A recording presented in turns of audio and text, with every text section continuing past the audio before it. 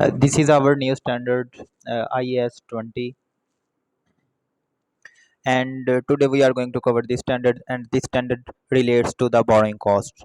And you will not see in what it's writing here in the whiteboard, but you don't need to worry. This is just for formality.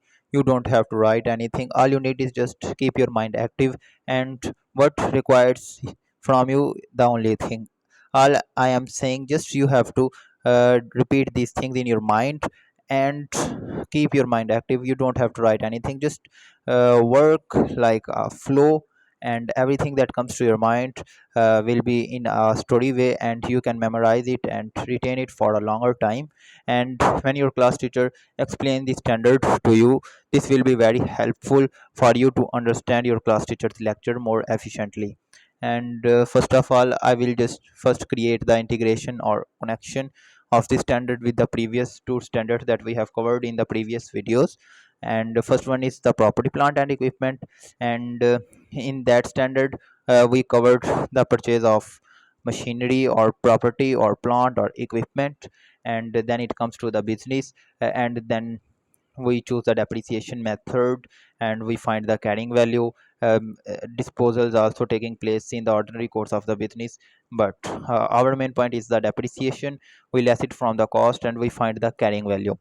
uh, Business was going, we find the carrying value in property, plant and equipment. Then in the next standard, uh, impairment of assets, IAS 36. In this standard, we find the indication uh, that the amount of asset is reduced, maybe reduced than our carrying value, that is calculated in our business. So first, when we find the indication, then we will find the recoverable amount, and we will compare it to the carrying value. If the carrying value is higher, then it means that our asset is impaired, and we will record the impairment loss.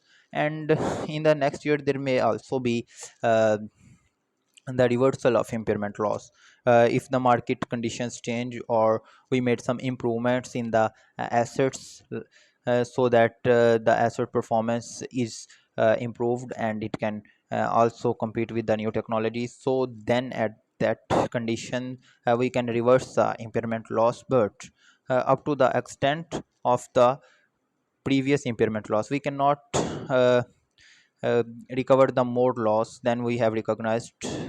This is because if we recognized more, this will give the gain. And in impairment losses, IAS 36, there is no gain. If there is gain, we there will be only in revaluation model, and in the form of revaluation gain. So now this standard comes IAS 20, where it applies.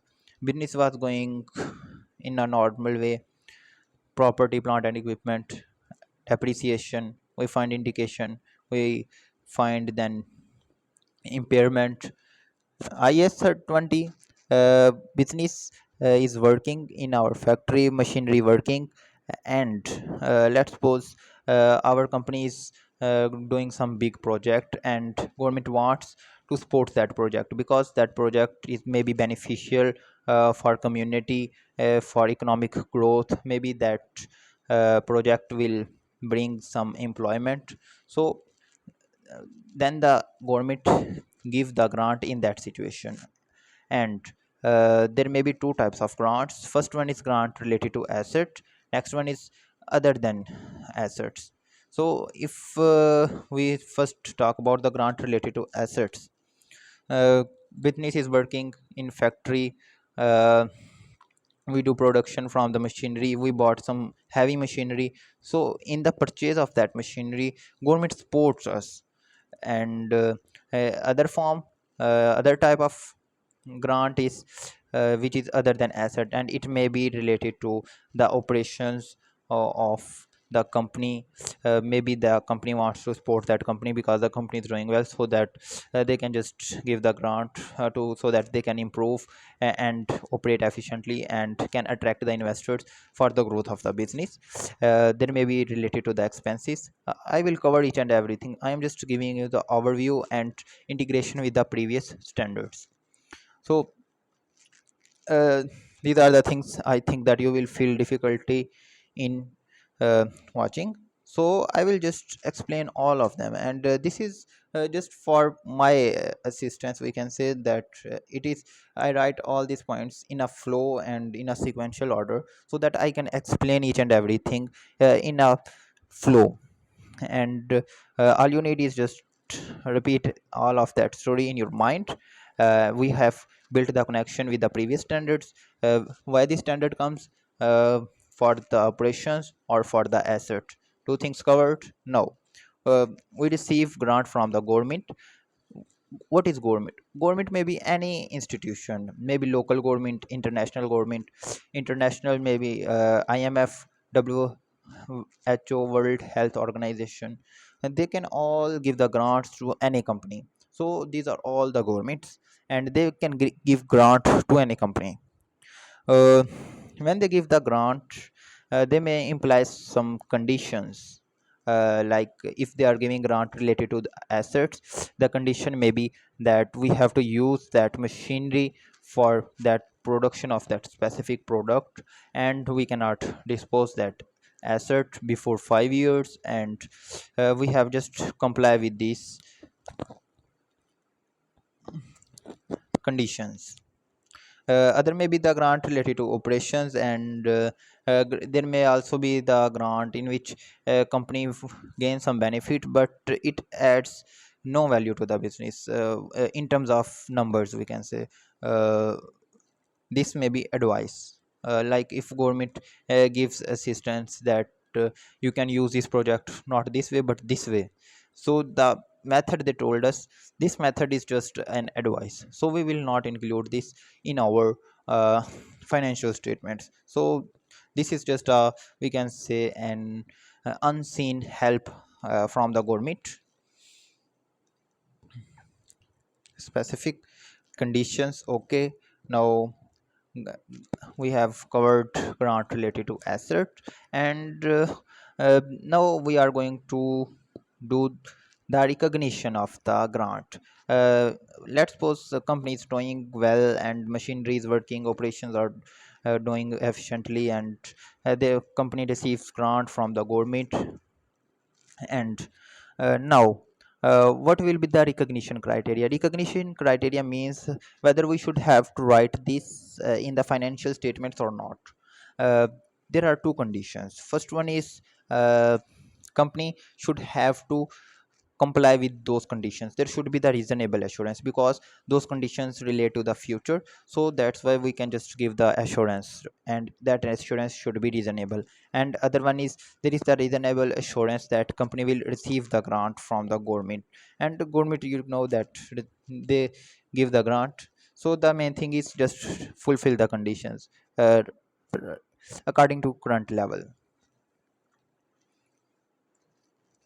uh, there may be the non-monetary grant. We have covered grant related to assets and other related grants other than assets, and it also includes other types, also includes non-monetary grant. And non-monetary grant may be the building or land, and we will recognize that non-monetary grant on the systematic basis in the financial statements, and I will explain this. uh, First, we receive the grant related to asset. If we receive the grant related to asset, we have two options. We can either deduct that grant from the cost of the asset, and automatically the carrying value in the financial position reduces, and we will charge the depreciation at low amount because we have deducted the grant from the cost, and automatically our profit improves.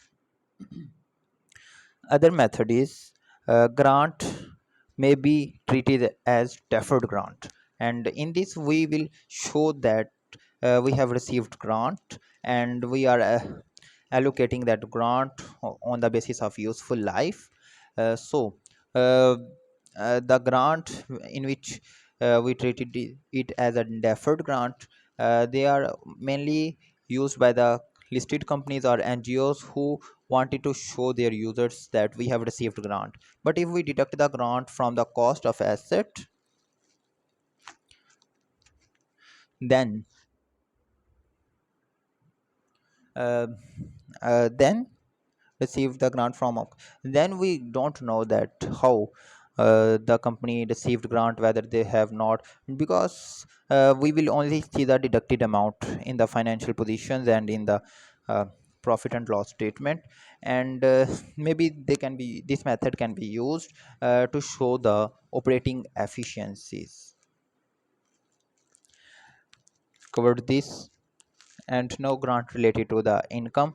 Grant related to income mainly, let's suppose if the company is doing project and uh, just like mining, we can say, and government support that company in mining, and in this we will allocate the grant by in proportion of the expenses incurred in relevant periods. So let's suppose if the expense is of 50,000 and uh, 25% uh, 25,000 in the year 1, 25,000 in the year 2, and we receive the grant of 20,000, then we will allocate the grant on 50-50 proportion, like 10,000 in first year, 10,000 in second year, and we can deduct the grant from the related expense, and this will show the efficiency of the operations of the company. And if we show it as other income, then it will show that the profit is increasing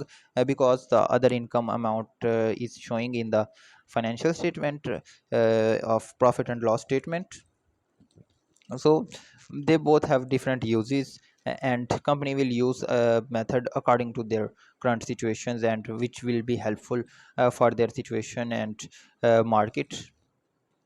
Then there are approaches of recognition. I have told you the recognition criteria: reasonable assurance, and uh, there is of conditions and receiving grant. What are the approaches? Now there are two approaches of recognition. First one is capital approach, and other is income approach. I have explained that is deduct from the cost or treat it as deferred income. But in the capital approach, we treat the grant and take that grant directly to the shareholders equity, and it directly uh, show their profits more. But it is wrong, it is not acceptable. Then the period of recognition, when we will apply the when we will recognize the government grant. If the asset is depreciable, then we can uh, allocate the grant by using the useful life. If the asset is non depreciable, then we will uh, treat the grant as an other income in the profit and loss when the conditions are fulfilled. But there is also one catch here, we can say a main point here, and that is if let's suppose the company, there is a condition of building a company, and uh, uh, company received a grant from a government in the form of land. But how can we will recognize that land in the financial statements? First one is, first we will build the company, we can say building. First we will complete the building, and then uh, on the basis of its useful life, we will um, convert the grant of land into the other income on the systematic basis. And then there are forgivable loans. Let's suppose that company receives some cash from the government, and company have some conditions that have to follow by the company, and if the company fulfilled that condition, then the loan they received from the government, all the loan will be forgive. And below interest rate, what is meant by below interest rate? It means that a company receive a loan from the government, but at the below market interest rate. So if the difference in the interest, we will just not take the difference of the interest, because this will give the wrong presentation in the financial statement. So we will find the present value of the concessional loan that we have take from the government, and then we will compare it the actual cash received. We will check the difference between them, and then we will find the loan as an liability and the grant as an other income. Then the repayment of grant, in repayment of grant, let's suppose company receive a loan from the government or grant from the government, but there are some conditions, but company failed to comply with those conditions, then we will have to recover, then we will have to return that grant to the government. And we have to take care one thing. First, we will less the grant from the uncredited balance of the deferred income, and then if the balance still remains, then we will deduct the balance and charge the balance in the profit and loss statement, and this is an expense.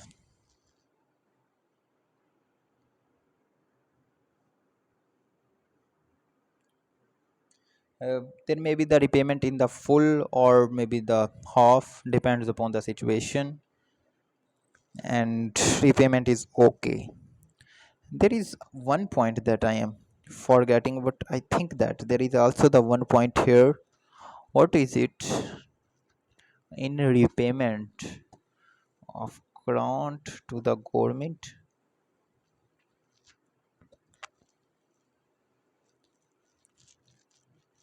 repayment of grant from the government, company received the grant to receive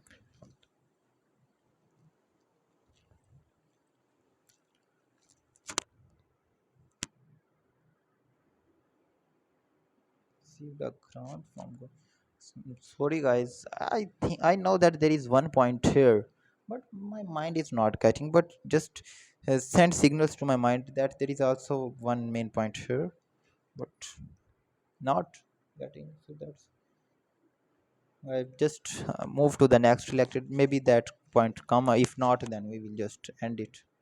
And maybe I think that um, the point may not be important, so that's why that is not getting right now. If that point is important, then it is automatically quick, so maybe that a very little point, just leave it.